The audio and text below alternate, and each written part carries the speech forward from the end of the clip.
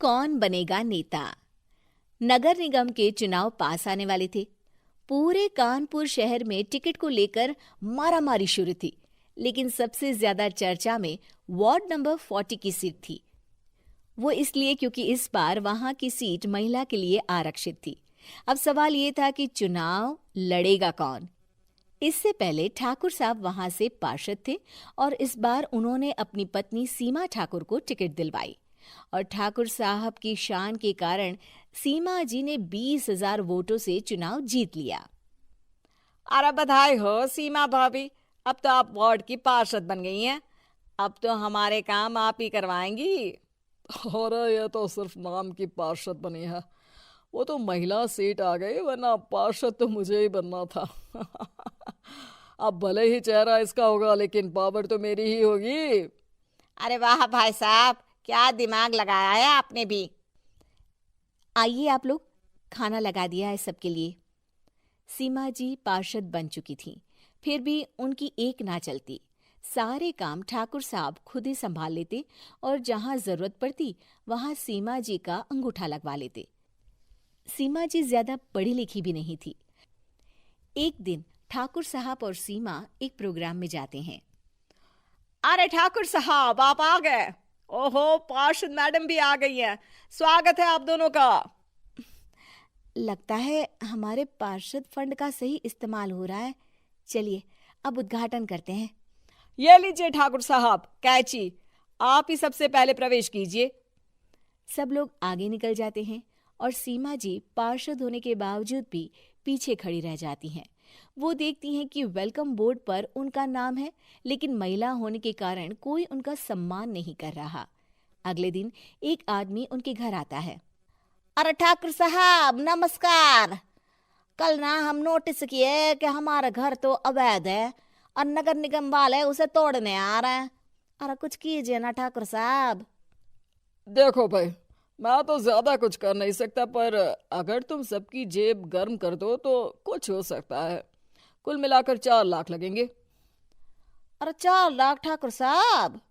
अरे भाई, मैं अपने लिए नहीं मांग रहा हूँ। दरोगा है, इंजीनियर बाबू है, बड़े साहब है, सबको देना पड़ता है ना थोड़ा थोड़ा। बोलो है मंजूर? तभी वहां अचानक सीमा जी आ जाती हैं। अरे ये आप क्या कर रहे हैं? पहले इन्हीं लोगों से तो आपने वोट मांगे, अब इनसे ही पैसे ले रहे हो। अरे चुप रहो तुम, तुम्हारा काम है सिर्फ अंगूठा लगाना, तुम वही किया करो। मुझे दूसरे काम तुम मत सिखाओ, समझी? और तुम ना जाओ, अब पैसे लेकर आओ, वरना जेसीबी किसी भी वक्त आती होगी। सब कुछ ऐसे ही चलते रहता है।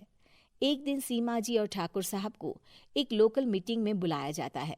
वहां पर कई और अधिकारी लोग भी मौजूद रहते हैं। अब मैं चाहूंगा कि ठाकुर साहब हमारे बीच 2 शब्द कहें।